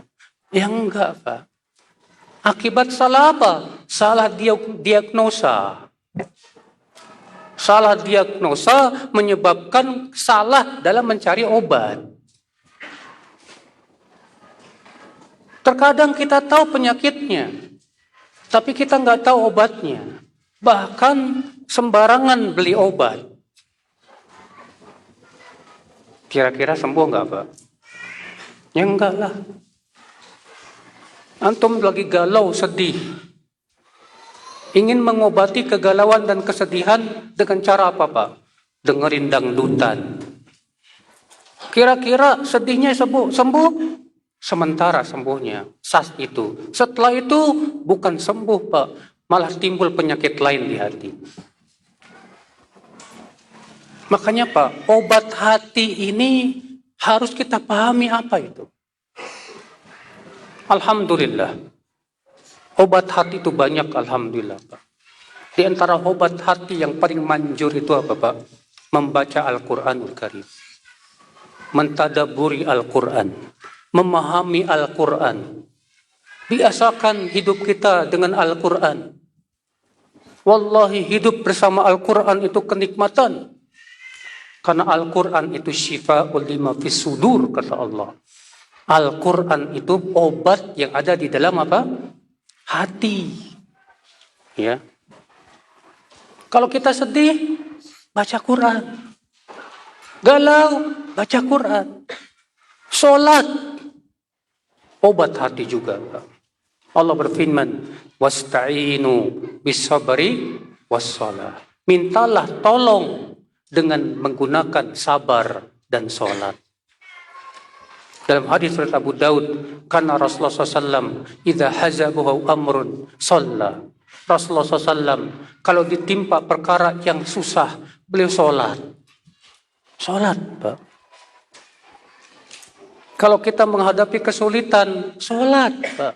Antum ada permasalahan di kantor, sholat, Pak. Ada permasalahan di rumah tangga, sholat, Pak. Itu yang dianjurkan oleh Allah dan Rasulnya, Pak. Sampai-sampai Imam Bukhari ketika menulis Sahih Bukhari tahu kan? Sahih Bukhari, Pak. Setiap kali mau memasukkan satu hadis, sholat dulu, minta kepada Allah petunjuk. Makanya Sahih Bukhari menjadi buku yang paling sahih setelah Al-Quran. Luar biasa. Syekhul Islam Ibnu Taimiyah ketika baca buku lalu nggak paham-paham, sholat, minta kepada Allah kemudahan supaya dipahamkan. Jadikan sholat itu sebagai pelipur lara, Pak. Obat hati kita. Berkeluh kesah kepada Allah, bukan ke Facebook. Ada orang berkeluh kesah di Facebook, Pak. Ya akhi, mengadu kepada makhluk sama saja mengadukan perbuatan Allah kepada makhluk. Yang ngasih kita kesusahan siapa? Allah. Terus antum adukan kepada makhluk. Makhluk lemah. tidak bisa memberikan manfaat, tidak bisa menolak mudarat. Ada apa kita adukan perbuatan Allah kepada makhluk? Adukan kepada Allah lagi. Saudaraku seiman, rahimani wa rahimakumullah jami'an. Allah ya akhi, obat penyakit hati itu dengan tadi baca Quran, sholat, zikir, puasa. Itu semua obat hati, saudaraku seiman. Rahimani wa rahimakumullah jami'an. Demikian pula wajib Pak, jauhi hal-hal yang bisa merusak hati. Teman yang buruk bisa merusak hati kita. Teman itu bahaya tuh Pak, kalau misalnya temannya kita ini senangnya maksiat, kita akan jadi ahli maksiat. Kalau kita bertemannya dengan orang yang suka suka ngaji, suka duduk di majelis taklim, insya Allah antum pun bisa jadi penuntut ilmu. Jangan menganggap remeh masalah teman, saudaraku seiman. Makanya kata Rasulullah SAW, almar'u ala dini khalili. Seseorang itu di atas agama siapa? Temannya. Makanya teman soleh memperbaiki hati. Obat untuk hati kita. Teman yang buruk merusak hati kita. Tidak ada dalam Islam istilah gaul. Pengen disebut gaul, nggak bisa. Bergaul dengan setiap orang, nggak bisa. Bergaul itu dengan orang yang bisa menuntun kita ke surga.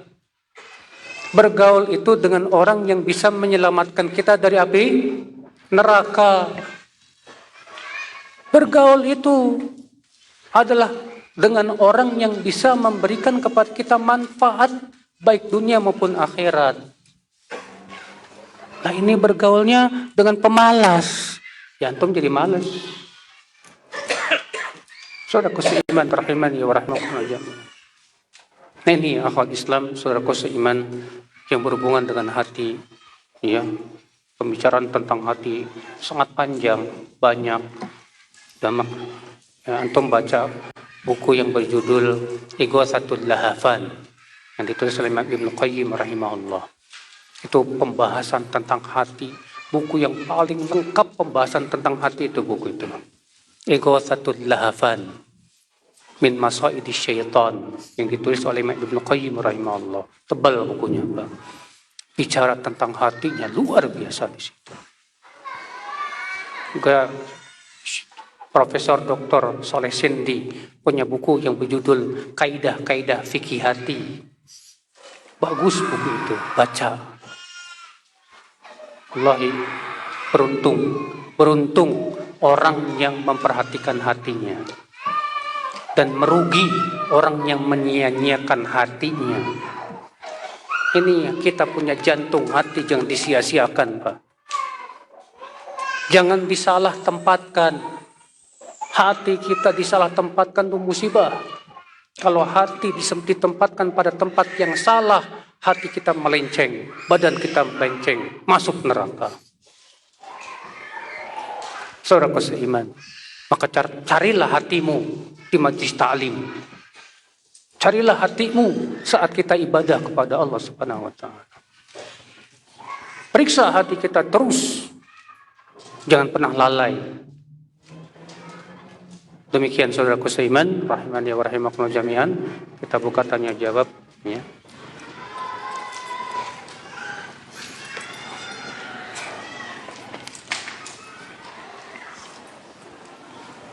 Mohon doanya keponakan Ana mau dioperasi hari ini. Semoga Allah lancarkan operasinya dan segera disembuhkan penyakitnya.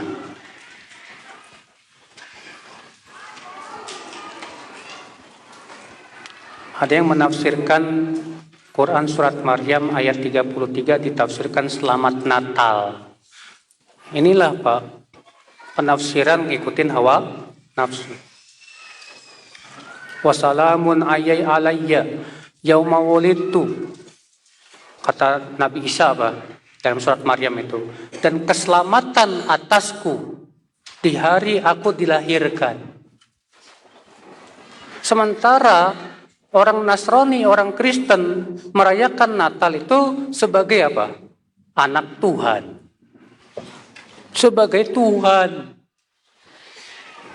antum katakan selamat Natal, sama saja antum setuju bahwasanya siapa? Nabi Isa itu sebagai anak Tuhan, anak Allah.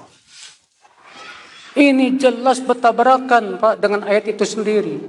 Allah mengatakan wassalamun alayya yauma wulidtu. Keselamatan pada diriku di hari aku dilahirkan. Masa Tuhan dilahirkan? Allah berfirman lam yalid walam yulad. Allah tidak melahirkan dan tidak dilahirkan. Ayat itu sendiri membantah. Kita orang yang beriman, Pak, mencintai Nabi Isa alaihissalam. Siapa yang membenci Nabi Isa, kafir, murtad dari agama Islam. Ini keyakinan kita umat Islam, Pak. Makanya umat Islam tengah-tengah antara Yahudi dan Nasrani. Yahudi mengatakan Nabi Isa anak zina. Nasrani mengatakan Isa anak Allah. Ta'ala Allahu amma yaqulun. Umat Islam mengatakan Isa adalah hamba Allah dan Rasulnya. Dan itulah yang benar. Karena Allah tidak pernah mengambil anak. Baca sama antum surat Maryam. Takadus samawati wal ard yatakadus samawati yatafattarna wa tanshaqqul ardu wa takhirul jibalu hadda an da'u lirrahmani walada. Langit hampir pecah, bumi hampir belah, gunung-gunung hampir hancur karena ucapan mereka bahwa Allah mengambil anak. Perhatikan, Pak. Langit, bumi, gunung tidak rela dengan ucapan itu. Terus kita rela? Ajib. Di mana keimanan kita kalau begitu? Saudaraku seiman, rahimani wa rahimakumullah jami'an.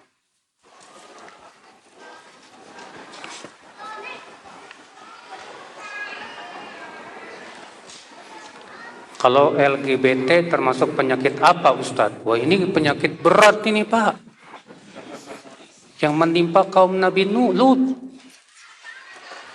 Antum tahu adabnya kaumnya Nabi Lut gimana, Pak? Diangkat itu dibalikan, dilempari dengan batu panas. Antum lihat, silakan lihat di YouTube tentang kisah ya Bani Sodom. Ada itu Pompai itu, Pak, dan ditemukan oleh para ahli ya itu tempat Pompai itu bagaimana Allah mengadab mereka itu, Pak.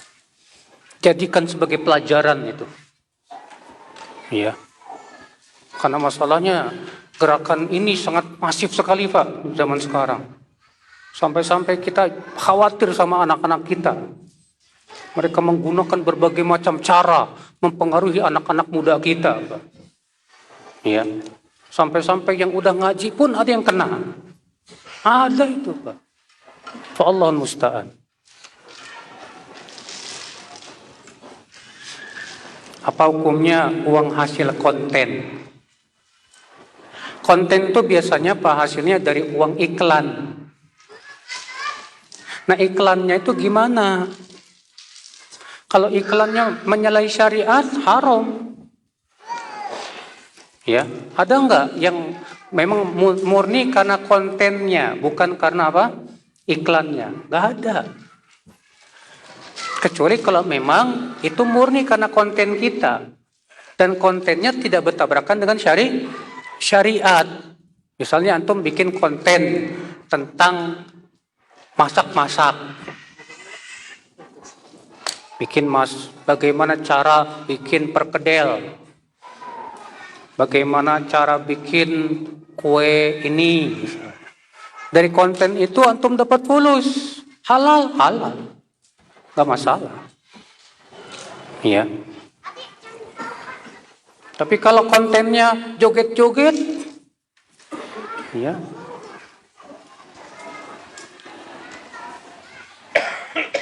Tadi dalam pembahasan disebutkan Imam Bukhari saat menulis hadis beliau sholat dulu.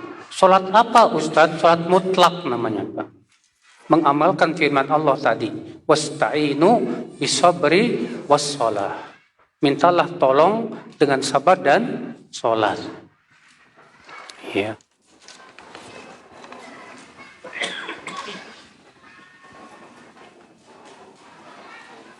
Bagaimana ada ikhwan akhlaknya baik, sholat berjamaah di masjid, tidak merokok, tapi tidak mengikuti manhaj para sahabat. Ini kena penyakit syubhat. Ini kena penyakit apa? Syubhat pemikiran. Alhamdulillah dia rajin sholat berjamaah, bagus.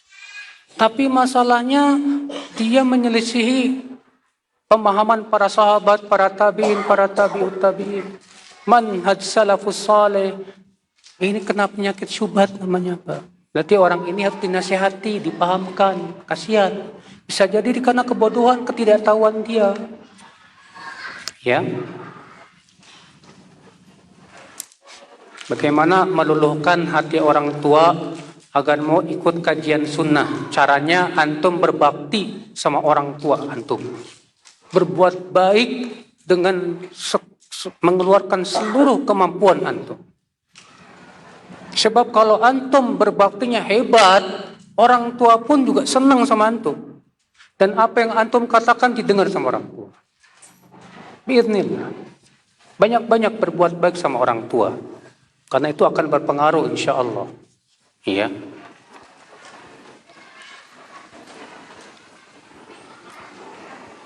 Apa hukumnya membaca Al-Quran saat sholat sunnah dengan menggunakan mushaf? Sholat malam boleh. Karena disebutkan dalam athar Aisyah ketika bulan Ramadan diimami oleh budaknya laki-laki. Dan dia menjadi imam sambil melihat mushaf. Sambil melihat apa? Mushaf. Ya.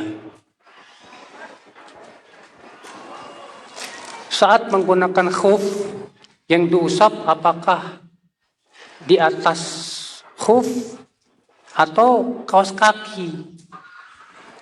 Ketika antum sholat pakai apa? Pakai sepatu apa pakai kaos kaki? Kan antum pakai sepatu, pakai kaos kaki kan double ya kan? Ketika antum mau sholat, yang mau dipakai pas sholat apa? Hah? Kaos kaki kan?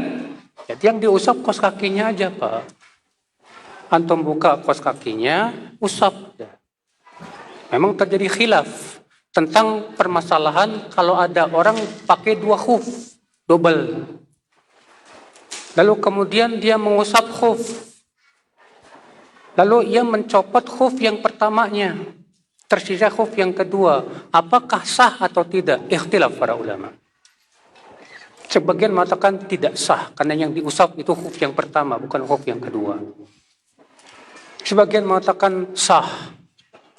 Yang lebih hati-hati adalah ya lebih baik tidak dilakukan. Karena kita keluar dari khilaf para ulama dengan cara seperti itu. Wallahu a'lam.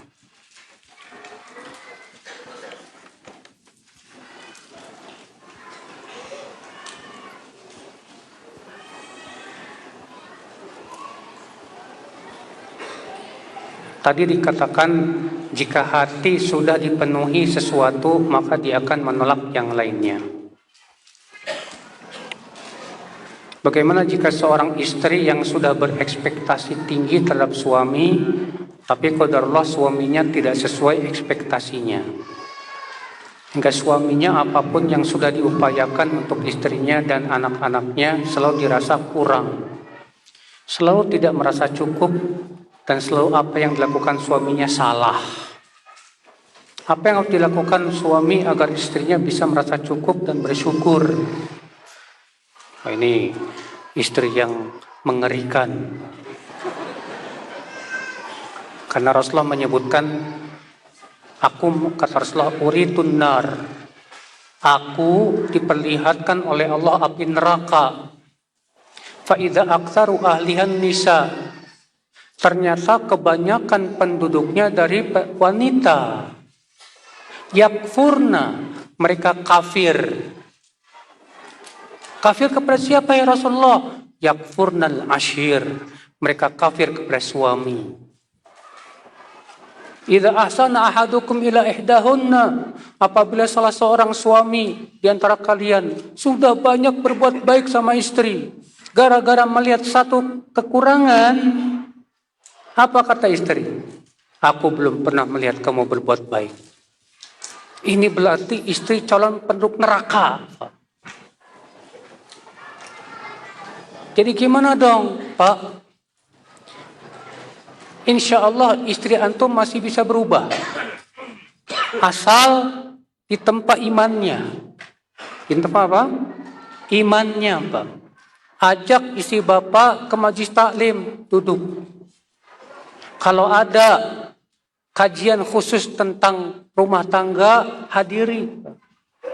Supaya istri tahu. Ya, sering-sering sama bapak sama istri misalnya ajakin, mah kita duduk baca hadis yuk bareng-bareng. Gantian, bapak yang baca, istri yang baca, supaya bertambah ilmu. Baca tafsir Al-Quran, beli tafsir Al-Quran, mah kita baca tafsir yuk. Yang terjemahan aja nggak apa-apa. Semakin insya Allah Pak, semakin bertambah keilmuan, semakin paham insya Allah Pak. Yang terpenting itu bagaimana supaya keimanan istri bertambah. Rasa takut kepada Allah semakin kuat. Insya Allah kalau iman bertambah, rasa takut kepada Allah semakin bertambah, sikap dia sama antum pun akan semakin berubah. Bismillah. Iya. Karena memang Pak, Rasulullah sudah mengabarkan bahwa wanita itu sifatnya apa? Bengkok. Menghadapi tulang yang bengkok gimana caranya? Dengan keras tidak bisa. Harus dengan lembut. Dan terus menerus ya memberikan nasihat dan pelajaran dengan cara yang baik.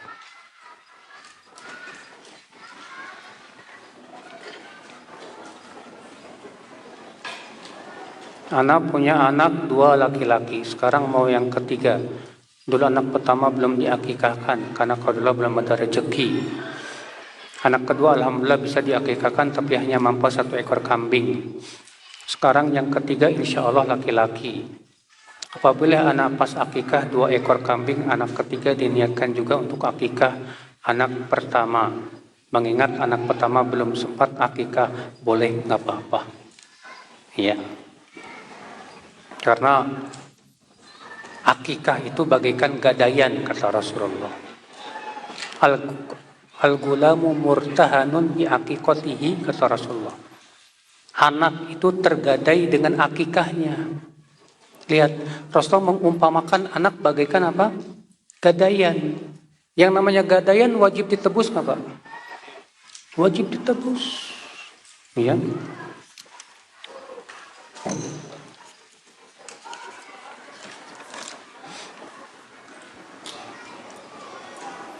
Tadi dikatakan bahwa hati yang bersih dibutuhkan untuk ibadah. Diutamakan bersih sebelum menghadap Allah seperti sholat. Bagaimana jika ada orang qadarullah setelah bermaksiat dan dia menyesal, lalu dia sholat, berdoa dan menangis. Di sholatnya dia merintih menangis memohon ampun agar diampuni dosanya.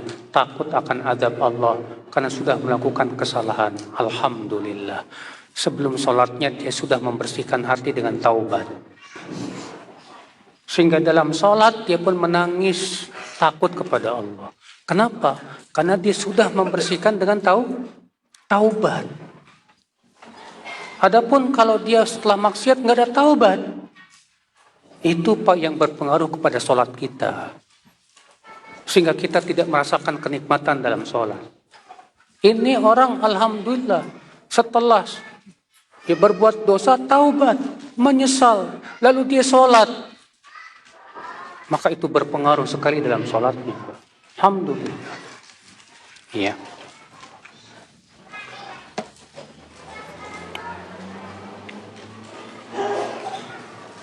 Saya seorang suami yang mengakui dan menyadari telah banyak lalai, berdosa dan menyakiti hati dan perasaan istri saya.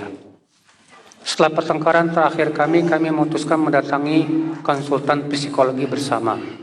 Dan setelah itu istri saya memilih untuk tinggal di rumah orang tuanya. Sampai saat ini sudah 3 bulan ini istri tinggal dengan orang tuanya dan mengatakan ingin hidup masing-masing dengan izin Allah.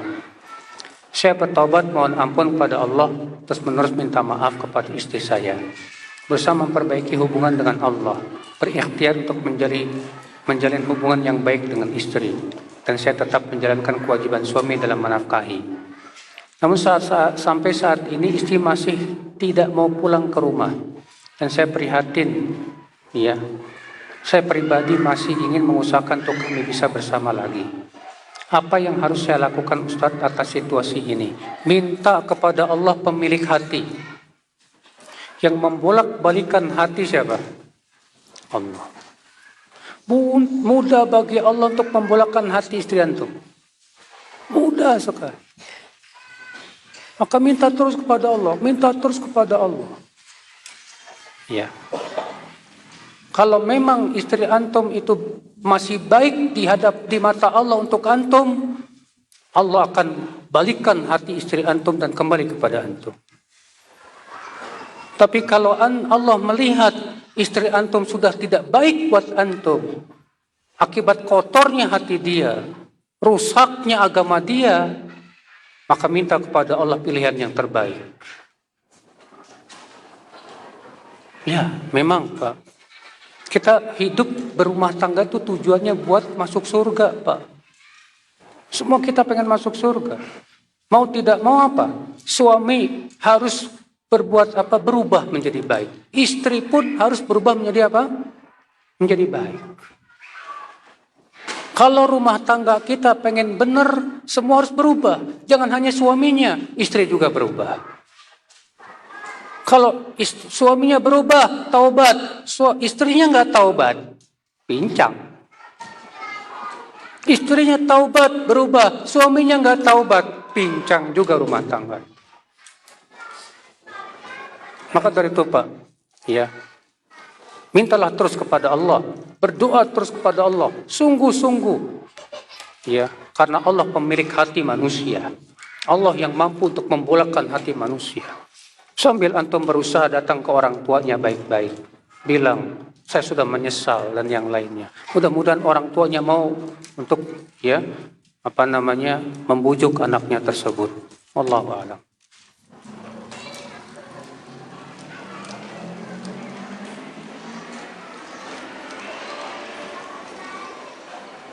Keluarga kami sedang dalam proses menjual rumah warisan orang tua. Namun hingga kini belum terjual. Qadarullah, salah satu anak melakukan perbuatan yang tidak dibenarkan dengan mengambil segenggam tanah di pekarangan rumah warisan dan memberikan kepada seorang ajengan katanya untuk tujuan jampi-jampi penglaris. Apakah kalau rumah tersebut nanti terjual jadi haram? Ya enggak Pak. Kalau terjual halal. Yang dosa dia tuh yang bikin penglaris. Tapi hati-hati juga, jangan sampai karena penglaris jadi laris. Akhirnya kita jadi kena syiriknya semuanya. Jadi gimana dong yang harus kita lakukan? Ingkari, nasihati. Nasihati saudara antum, bilang, kamu tahu enggak, perbuatan kamu itu syirik. Yang bisa melariskan hanya Allah. Enggak, saya datang ke orang soleh, kiai, minta didoakan aja, bagus. Tapi ada apa ngambil tanah? Cukup datang ke orang soleh, ajengan, kiai, pak soleh, tolong doakan supaya rumah saya cepat laris. Kalau itu, naam, itu sesuai dengan sunnah, ada dalilnya. Adapun ngambil tanahnya, dibawa ke supaya dijampi-jampi, Ini akhi perbuatan yang tidak pernah dilakukan oleh Rasulullah, tidak pula para sahabat, tidak pula para tabi'in. Bahkan ini khawatirnya malah jatuh kepada apa? Syirik. Ya. Nah, demikian. Semoga yang sampaikan bermanfaat. Subhanakallah bihamdik. Asyhadu an la ilaha illa anta astaghfiruka wa atubu ilaik. Wassalamualaikum warahmatullahi wabarakatuh.